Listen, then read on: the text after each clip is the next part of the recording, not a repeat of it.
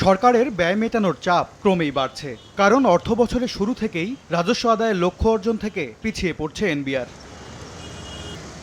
চলতি অর্থ বছরের প্রথম ৮ মাসে ৩,২৫,৮০২ কোটি টাকার রাজস্ব আহরণের লক্ষ্যমাত্রার বিপরীতে এনবিআর আদায় করতে পেরেছে ২,৫৪,৩৩০ কোটি টাকা।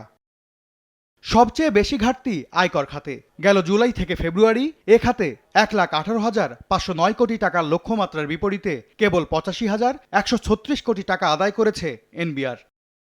জুলাই থেকে ফেব্রুয়ারি সময়ে শুল্ক বাবদ ৮৯,০৭৮ কোটি টাকা আহরণের লক্ষ্য ছিল এনবিআরের, বিপরীতে আদায় হয়েছে ৭১,৯১২ কোটি টাকা। রাজস্বের বড় অংশের যোগান দেয়া ভ্যাট আহরণেও পিছিয়ে এনবিআর। অর্থ বছরের প্রথম ৮ মাসে ৯৭,২৮২ কোটি টাকার ভ্যাট আদায় হয়েছে, যদিও লক্ষ্যমাত্রা ছিল ১,১৮,২১৪ কোটি টাকা। ট্রু 700 ppm আকিশ বসির গ্লাস কেনার আগে দেখে নিলেই জিতবেন। লক্ষ্যমাত্রা পূরণ না হলেও গত অর্থ বছরের তুলনায় আদায় বেড়েছে। চলতি অর্থ বছরের প্রথম ৮ মাসে গেল অর্থ বছরের একই সময়ের তুলনায় এনবিআরের রাজস্ব আদায়ে প্রবৃদ্ধি হয়েছে ১২.৩৬%। এর মধ্যে আয়করে ১২.৭১, ভ্যাটে ১৪.৮৩ ও শুল্কে প্রবৃদ্ধি হয়েছে ৮.৮১%। আমূল পরিবর্তন দরকার আছে।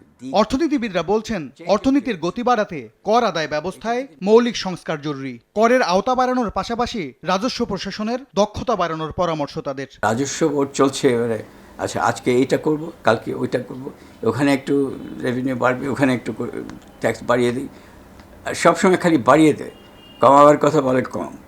সো এখানে কিন্তু আমরা যেটা দেখেছি যে ট্যাক্স রেট বাড়াবার কোনো সুযোগ নেই, ট্যাক্স বেস বাড়াবার যথেষ্ট সুযোগ আছে।